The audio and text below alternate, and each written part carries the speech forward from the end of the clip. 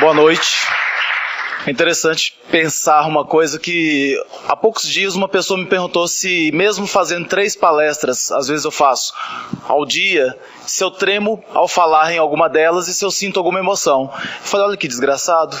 Será que quando um cirurgião vai fazer uma cirurgia, ele não está sentindo nada? Será que o cirurgião, quando vai começar a fazer uma cirurgia, ele não está tendo atenção ao que ele está fazendo? Eu estou tremendo e muito. Então isso é interessante, porque eu estou me ressignificando aqui. Porque eu estou encarando a minha profissão em 18 minutos para poder passar uma mensagem para vocês, que é uma mensagem extremamente importante. Começar a falar do TED. Como que eu caí aqui? Ser chamado por um TED, na verdade, é um reconhecimento. Ser chamado para um TED é um reconhecimento até global. Agora, ser chamado para um TED em Viçosa, no meu caso, é mais do que isso. É um sonho. Eu comecei aqui há 2 anos, convidado por alguns alunos que me chamaram para dar uma palestra. Eles iam pagar, depois eles negociaram, falando que não iam pagar tanto assim, porque tratava-se de uma empresa júnior. E eu comecei a pensar, poxa, agora eu vou ter que fazer preço júnior. Mas eu vim para Viçosa porque a voz, que inclusive está no auditório, tão tranquilamente me convenceu, me fez acreditar que eu estava chegando aqui para conversar com alguns alunos num domingo de manhã. E eu vim, desacreditado até com a graduação que eu tinha trabalhado, ou que eu estava trabalhando, porque eu via muitos alunos que não queriam nada, que olhavam para frente e não tinham ou não viam futuro. Chegando aqui, de manhã, eu comecei a dar uma palestra, tinha um problema de coluna na época, 2 anos, não estava conseguindo andar direito, e aí eu me emocionei. Aí eu vi que ali tinham realmente, para mim tinha uns 300, eu não sei se tinha isso tudo, mas de pessoas que realmente queriam mudar o mundo. E olha que interessante, eu me ressignifiquei naquele momento a maneira de ver a graduação. Naquele dia, eu recebi o cheque e prometi que jamais cobraria de uma palestra em um movimento de empresa júnior. Por isso, eu amo Empresa Júnior. Eu acredito nas pessoas que querem fazer um mundo melhor. Eu estou aqui para fazer o mundo melhor, para conversar com pessoas que também querem. Então, ao pensar o que fazer numa palestra dessas, ao ficar pensando e elaborando o que falar numa palestra dessas, tão complicado de falar em tão pouco tempo, eu fiquei buscando alguns sonhos da minha vida. E desses sonhos é que eu vou começar a acelerar para poder passar para vocês aí agora. Eu peguei um livro recentemente. Desse livro tinha uma passagem de Alice no País dos Espelhos, e lá tinha uma frasezinha da Alice que falava justamente que não se pode acreditar em coisas impossíveis. E aí a Rainha Branca, olhando para ela de uma maneira tão desafiadora, a Rainha Branca falou, poxa, então você não tem prática, porque eu me dou ao direito de pensar coisas impossíveis. E, inclusive, eu me dou ao direito, na sua idade, de pensar coisas impossíveis até 6, antes do café da manhã. E eu comecei a pensar, poxa, nós temos diversos sonhos, vários possíveis, alguns impossíveis. Para organizar essa palestra, eu tive que pensar nos meus sonhos possíveis e nos impossíveis. E comecei lá na infância. Fui buscar lá, o que eu tive de situação que pudesse me transmitir alguns sonhos. Aí eu venho com o primeiro sonho. Esse primeiro sonho foi um sonho doído, porque eu era uma criança obesa. E não é fácil ser uma criança obesa. Eu tinha diversas insatisfações, as pessoas realmente tinham o tal do bullying, e a gente eu me sentia muito mal. Só que eu não fazia nada por isso, pelo contrário. Ainda bem que eu não conhecia a Doris na época, porque eu seria uma criança muito mais obesa, de comer cookies que a Doris faz. Quando eu pensei que isso aí seria um sonho de infância ou de adolescência, de deixar de ser obeso, mas não fazia nada por isso, eu comecei a pensar em um outro sonho que pudesse me ajudar a descobrir que há outros caminhos. E o outro sonho foi justamente ir à Disney. Só que eu era de uma classe média naquela época que não tinha acesso à Disney. Eu queria muito, os meus colegas iam, voltavam, falavam que era uma maravilha, que era um sonho, que era realmente aquilo tudo que eu nunca pensei em ver. E aí eu pensei, poxa, um dia eu quero ir à Disney. Só que esse sonho então foi roubado porque eu sabia que eu era de classe média e na classe média na minha época não tinha acesso a dinheiro como se tem hoje. Então os sonhos de adolescência e infância ficaram pendentes. São sonhos impossíveis. Eu não vou conseguir realizar. Emagrecer? Jamais. Né? Eu também não fazia esforço. E a Disney? É caro demais.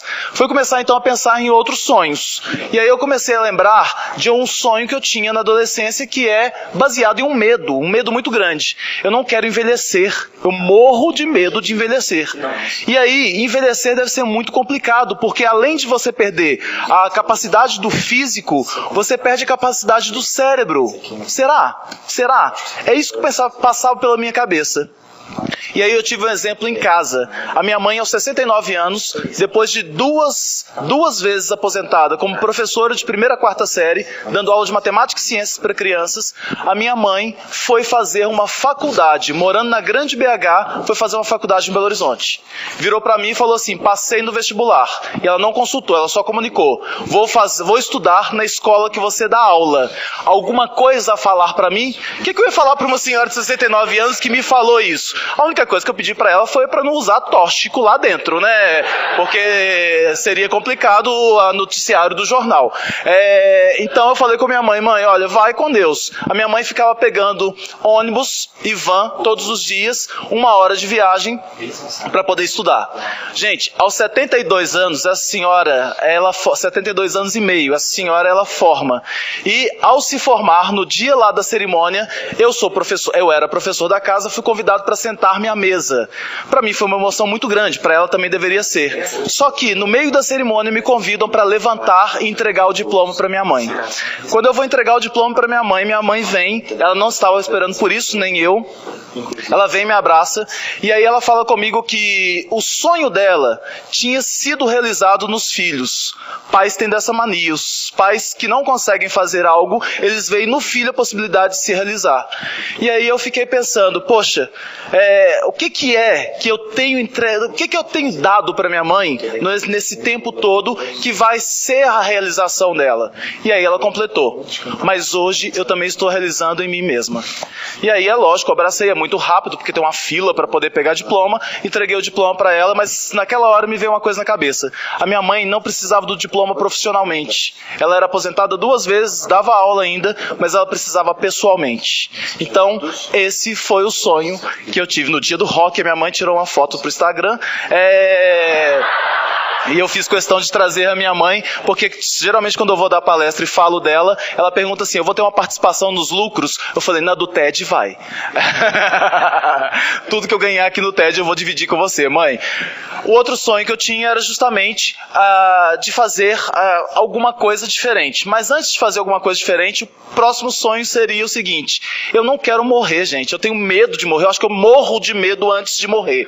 Então eu fiquei pensando, como que eu escapo disso? Já tem pesquisas em Harvard que trocam células de animais, células de ratinhos e dão a eles potencialidade de viver mais tempo. Mas elas não vão chegar em mim. Então eu fico realmente com muito medo. Passei por um processo de cirurgia de coluna em que 2 médicos falaram que eu ficaria tetraplégico se eu não fizesse a cirurgia. E se eu fizesse, eu poderia ficar tetraplégico. Então eu fiz.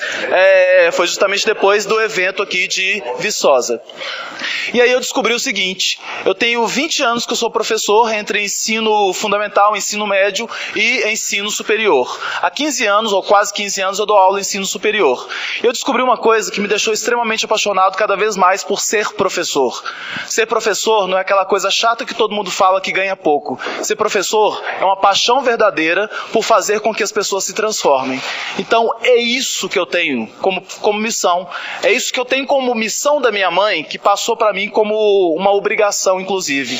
Ser professor é transformar a vida das pessoas. E a primeira vida que transforma é a minha.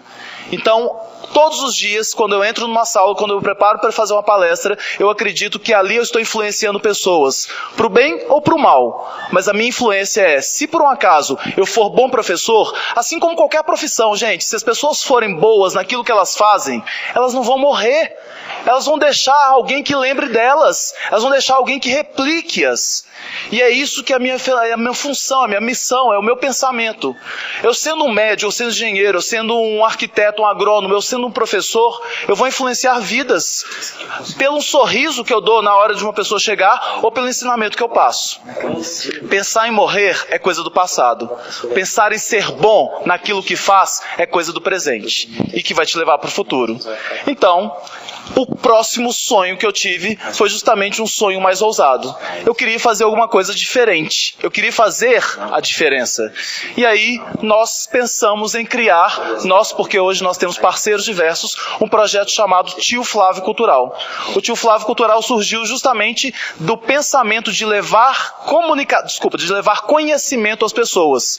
Gente, acesso à informação, acesso a conhecimento, quase todo mundo tem, né? Vou falar, não é todo mundo, mas quase todo mundo tem.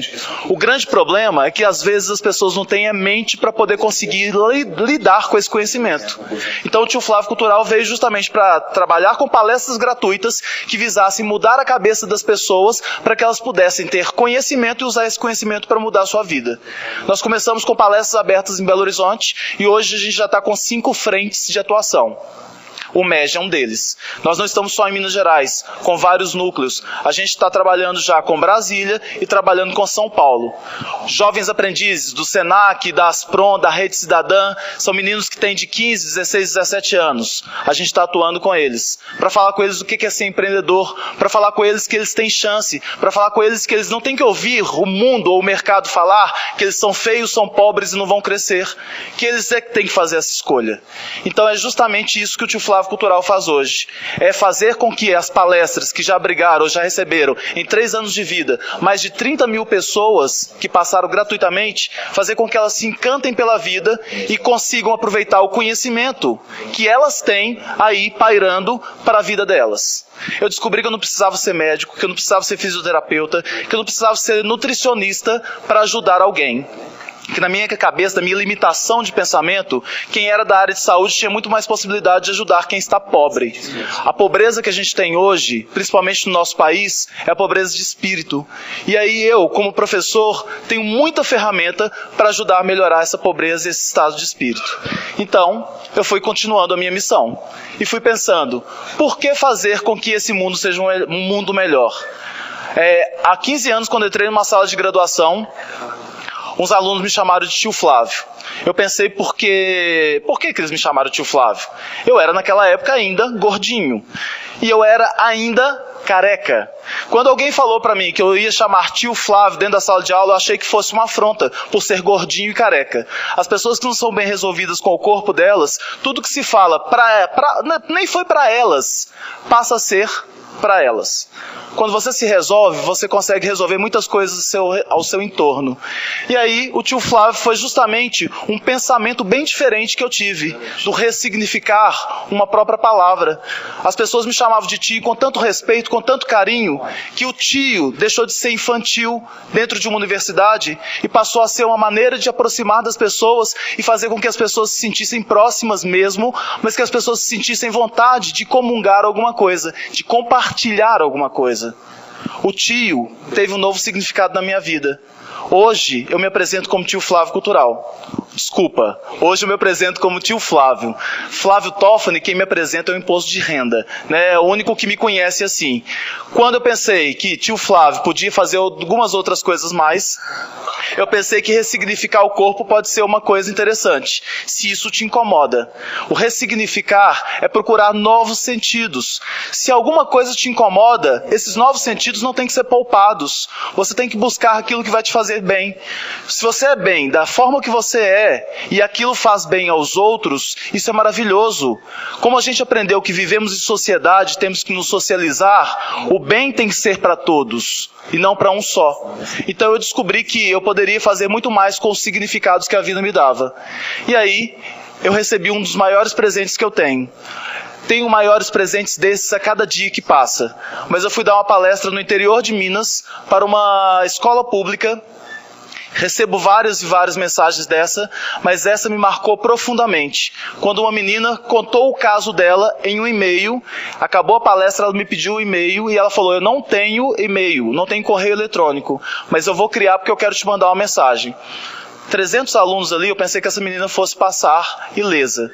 Ela me mandou essa mensagem, em que ela falava que aos 15 anos, morando com a avó na Bahia, ela se casou. Abandonou os estudos pelo casamento e aos 18 anos ela separou-se. A mãe dela veio morar com eles, com a avó e com ela, quando eles tinham 10 anos.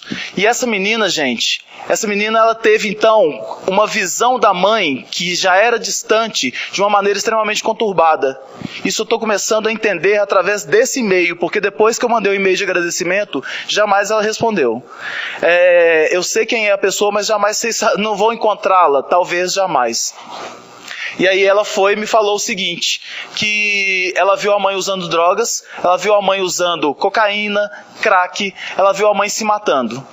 E a grande novidade que ela coloca pra gente aqui, além de ter passado por o problema da mãe ter sido assassinada, brutalmente assassinada, ela mandou no finalzinho, falando que ela gostaria de agradecer por tudo aquilo que ela ouviu numa palestra de 1 hora. E ela acaba justamente falando assim: foi quando a sua palestra me encorajou, vi novamente em mim que sou capaz e que consigo sim. Só basta eu querer, a escolha é minha. E eu, através de sua palestra, decidi prosseguir e tenho certeza que você ainda vai ouvir falar de mim. Eu disse agora há pouco que eu jamais encontraria essa menina. Eu tenho que ressignificar, porque às vezes, como ela mesma falou, eu ainda posso ouvir falar dela. Eu, como professor, mudo vidas. Eu salvo vidas e eu estrago vidas. Eu tenho que ter o poder de fazer com que as pessoas acreditem que sair daqui com um monte de informação não é simplesmente ter participado de um evento que se tem um certificado, mas é participar de um compromisso de mudar a sua própria vida, mas mudar a vida das pessoas que são importantes para vocês e das pessoas que às vezes você nem conhece. Para mim, ser professor é o que me encoraja a seguir. E justamente hoje, estando aqui com vocês, é que eu finalizo a minha fala fazendo uma homenagem a uma pessoa que me marcou demais e que faleceu na semana passada. Eu não estava no Brasil, estava fazendo um curso fora e fiquei sabendo justamente essa semana quando eu cheguei.